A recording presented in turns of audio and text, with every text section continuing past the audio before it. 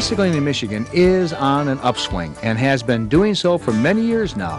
It truly is a wonderful way to see the many beautiful and historic places in Michigan. We were invited to travel along with the League of Michigan Bicyclists on their annual Shoreline tour, which draws people from all over the U.S. and Canada to enjoy Michigan's natural beauty and the camaraderie of each other. This annual event is divided into 3 tours: East, West, and North. We decided to join the West Route. The West Route is the oldest and largest of the 3 routes, with about 550 riders. This route began in 1987. This year, the riders start in Montague and will meet up with the East Route in Petoskey. However, we met June Thaden, the retiring chairperson of the Board of Directors, at one of their overnight stops at Elk Rapids High School, where I asked June how the League of Michigan Bicyclists got started. In 1981, some chaps in the Tri-City Cyclists, TCBA in Lansing, decided that even though they were a very large bicycle club, that they couldn't really cover the state. Their thing was local rides and all this kind of thing, which they do wonderfully. And so they decided they needed a state organization, and a couple of them began the League of Michigan Bicyclists then. All right. We have a group of maybe 50 people, a board of 13, who are very, very busy doing things. One of the things that we've been doing is a result of Don Reed, who has lots of imagination, and he has made it his chore to develop videos to help educate people. Most currently we did, in connection with the League of American Bicyclists, a thing called the Laws for All. Don is an ex-state trooper and just retired. And he knew from long years of experience that a lot of the law enforcement people don't really understand the law as it applies to bicyclists. We all know that bicyclists don't always obey the law. Well, and this makes us quite upset, because if one of us does something and a motorist doesn't like it, then the next bicyclist is the one that catches the unhappiness. So we did a short video for law enforcement people, and this has been sent to every law enforcement agency in the state.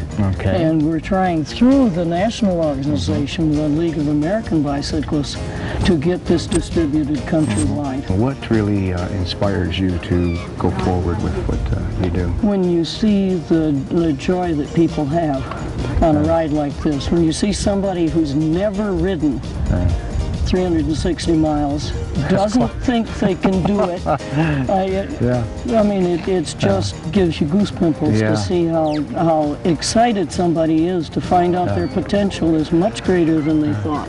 Families, you see families of, well, like mom and dad and 4 kids, you know. This is, they plan a vacation around this.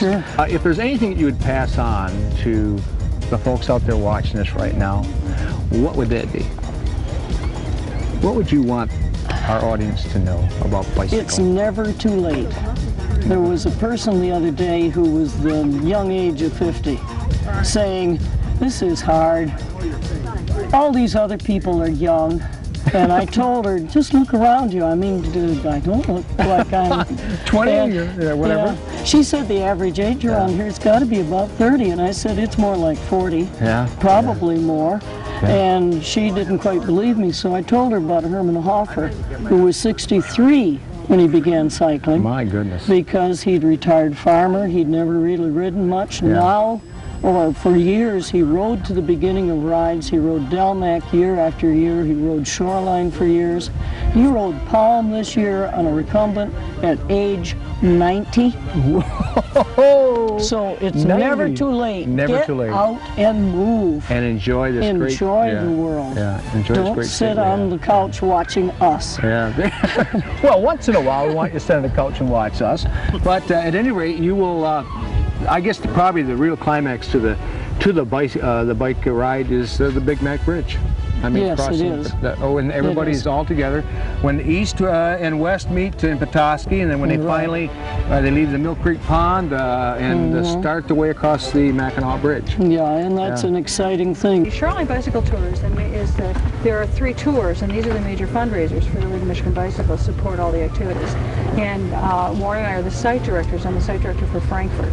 And each of us takes a site, and we're responsible for getting the food and making the arrangements that you see, and arranging for the porta potties, marking the road, contacting the sheriff's departments we go through and the businesses. So well, that is quite an operation in itself then. That's right. You go out and you've got everything pre-planned, so when they get here, their baggages, the luggages, or whatever it might be, and the food, like this morning here in the kitchen, the food is being prepared on time and so on. Yep. You know, and all the little mom and pop stores stock Gatorade up, you know, for all the cyclists. So my goodness. So when they come through, they have the food that they like. Are there certain goals that you try to reach as an organization, Warren? To have a good time. You know, we try to find as many tourist sites or things to see along the way. Yeah. You know, we make sure everybody knows where all the beaches are, historical sites. You know, the small towns that we go through, like in Elk Rapids here with their Harbor Days that are going on right now.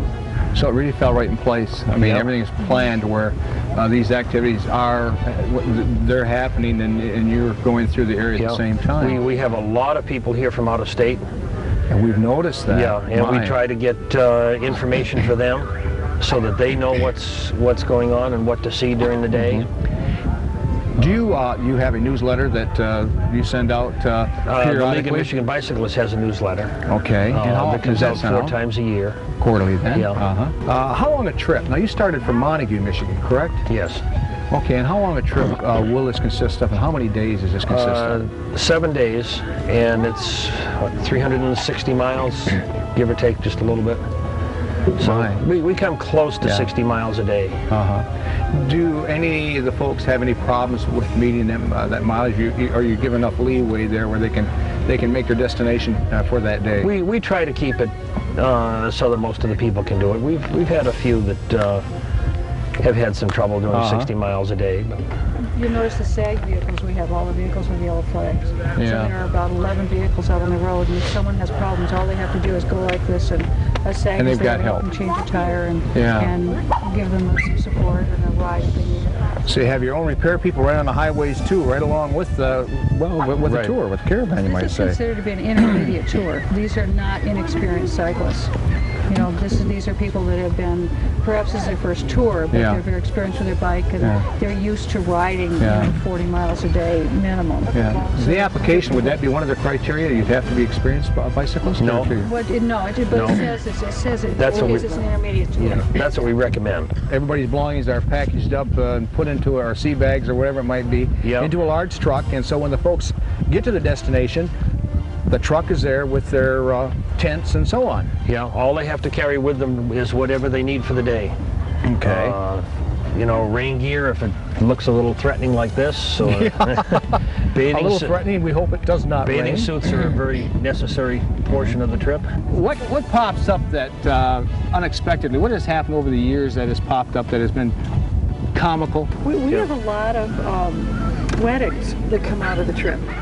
People that meet on the ride. Really? We do. Yeah, Really? we do. We have. Absolutely. It's always nice if you like the same things. We had a gentleman that I was standing in line with at Frankfurt who had brought his fiance up here. Oh, really? Talking to him about the ride, and she was coming because, you know, this was kind of a trial. If they could make it through this, the marriage would work. There was one case a couple of years ago with the Blue Water Ramble, the ride that the Clinton River Riders put on. There was a couple that met on that ride several years ago and got married on the ride. My goodness. They had the minister and wedding party waiting at a park partway through the ride. The bride and groom rode to the park, got married, got back on their bike, and finished the ride. that happened. Who says it can't happen on a ride? Yeah, that happened on the RTC, the Rail Trail Conservancy ride last year too, the Michigander ride. Well, there were no wedding bells on this tour, just plenty of beautiful scenery. We'll continue our journey with the League of Michigan Bicyclists in the next edition of Michigan Magazine. On that edition, we'll talk with some of the bicyclists and get a chance to try a bit of the tour ourselves on a bike with the help of a couple of new friends. Then we'll meet up with the Eastern Tour as we highlight our tour journey with a trip across the Big Mac Bridge.